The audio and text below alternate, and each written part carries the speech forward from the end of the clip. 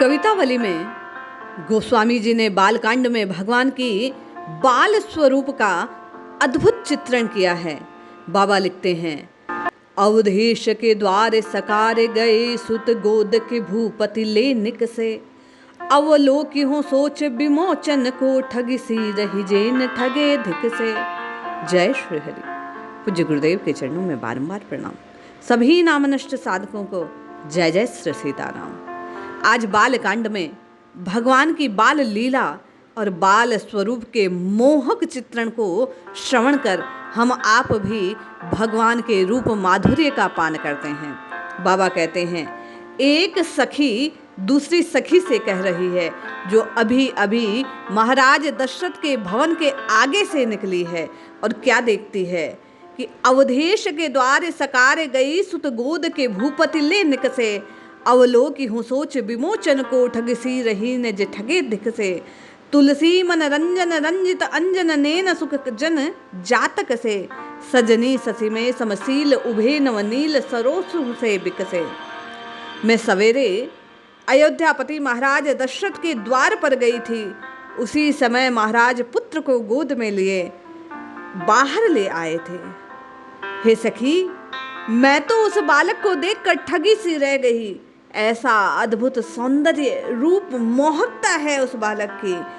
जो कोई उस बालक को देखता है अपना सर्वस्व उसी पर न्यौछावर करने का मन में प्रण कर लेता है। भगवान के सौंदर्य का पान करे हुए वह सखी कहती है कि हे सखी, जो उस बालक के स्वरूप को देखकर मोहित नहीं होता, अरे उसके नेत्र तो व्यर्थ हैं, वे कुछ देखना जानते ही नहीं। धिक्कार है ऐसे जनों को।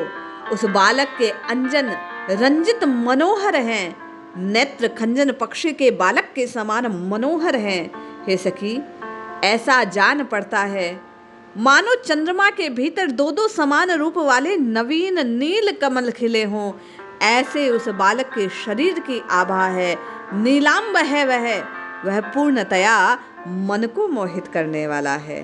बाबा कहते हैं, पग नूपुर ओ पहुँची कल कंजने, मंजू बनी मन मालहिए, नवनील कलेवर पीत झगा झल के पुल के नृप गोद लिए, अरबिंदु सु आनन रूप मरुंद आनंदित लोचन भृंग पिए, मनमोन बसो अस बालक जो तुलसी जग जीवन कौन फले, तुलसी जग जीवन कौन फले। अरे उस बालक के चरण कमलों में घुंघरू बंधे हैं, कर कमल में पहुंची है, गले में मनोहर मणियों की माला धारण किया हुआ, नवीन श्याम शरीर पीला झगुआ है। महाराज उसे गोद में लेकर आनंदित हो रहे हैं। उसका मुख कमल के समान है। उसके रूप मकरंद का पान कर देखने वालों के नेत्र रूपी भंवरे आनंदित हो जाते हैं और उसी पर मंडराने लगते हैं। गोसाई जी कहते हैं, ऐसे बालक पर जिसका मन वशीभूत ना हो जाए, मोहित ना हो जाए, जो ऐसे मनोहर बालक को देखकर पगला सा ना जाए, उसके जीवित रहने का भी क्या लाभ। ऐसा अद्भुत सौंदर्य है भगवान के बाल रूप का। बाबा कहते हैं, तन की दुटी श्याम सरोहर, लोचन कल की मंजुलताई, अति सुंदर सोहत धूरी भरे, छवि भूरी अनंग की धूरी धरे, दम के दतिया दुति दामनी जो कल के कल बाल विनोद करे, अवधेश के बालक चारि सदा तुलसी मन मंदिर में बिहरे। गोस्वामी जी कहते हैं, बाल रूप में भगवान की शोभा बड़ी ही महनीय है। शरीर की आभा नील कमल के समान, नेत्र कमल की शोभा को लेने वाले हैं। धूल से भरे हुए वे बड़े ही सुंदर जान पड़ रहे हैं। कामदेव की कोटि कोटि कलाओं को भी जो लज्जित करने वाला है, वह भगवान का सौंदर्य है, रूप है, मोहकता है। उनके नन्हे नन्हे दांत मानो बिजली की सी चमक रखते हैं। वे किलक किलक कर मनोहर बाल लीलाएं करते हैं। बाबा कहते हैं, अयोध्यापति महाराज के चारों बालक इस तुलसी के मन मंदिर में विहार करते हैं। वास्तव में मेरा मन इन्हीं के चरण कमलों का दास बन गया है। बाल लीला का वर्णन करते हुए बाबा कहते हैं, कबहू शशि मांगत आदि करे, कबहू प्रतिबिंब निहारी डरे। कबहू कर ताल बजाए के नाचत मातु सबे मन मोद भरे। कबहू ऋषि आए कहे ठिठके, पुनि लेत सोहि जिह लागी अरे। अवधेश के बालक चारि सदा, तुलसी मन मंदिर में बिहरे। बाल रूप में भगवान कभी चंद्रमा को मांगने के लिए हट करते हैं। आकाश में चंद्र की आभा को देखकर, सरोवर में उसकी जो छवि गिर रही है, उसे देख देख कर महाराज दशरथ के लाल उसे पाने के लिए मचल रहे हैं। उसकी परछाई को देखकर ताली बजा बजा कर आनंदित होते हैं। और ऐसे भगवान और चारों भैया को आनंद मोद मनाते हुए देखकर माताओं का हृदय आनंद से भर जाता है।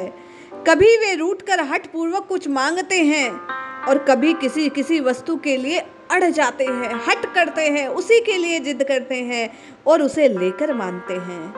अयोध्यापति महाराज दशरथ के चारों बालक इस मन मंदिर में सदैव निवास करें।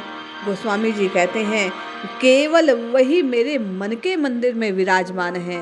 भगवान का बाल सौंदर्य का वर्णन करते हुए, बाल रूप की आगे प्रशंसा करते हुए, वर्णन करते हुए गोस्वामी जी कहते हैं बरदंत की पंगति कुंदकली, अधराधर पल्लव खोलन की।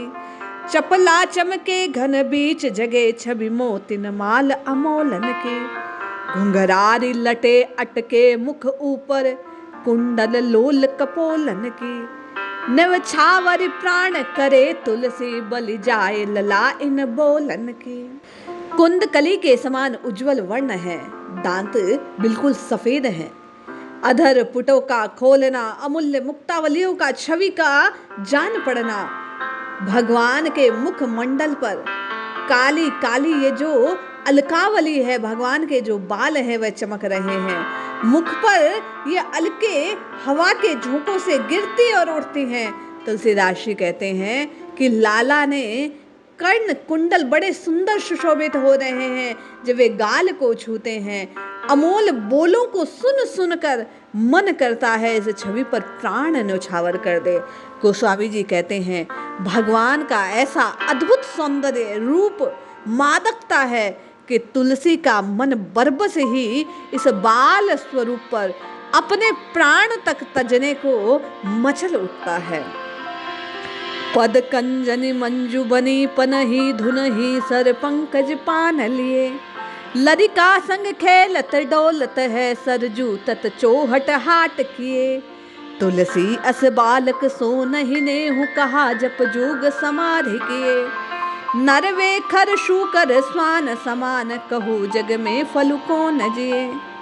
गोस्वामी जी कहते हैं कि भगवान ने चरण कमलों में बड़ी मनोहर जूतियां पहन रखी है।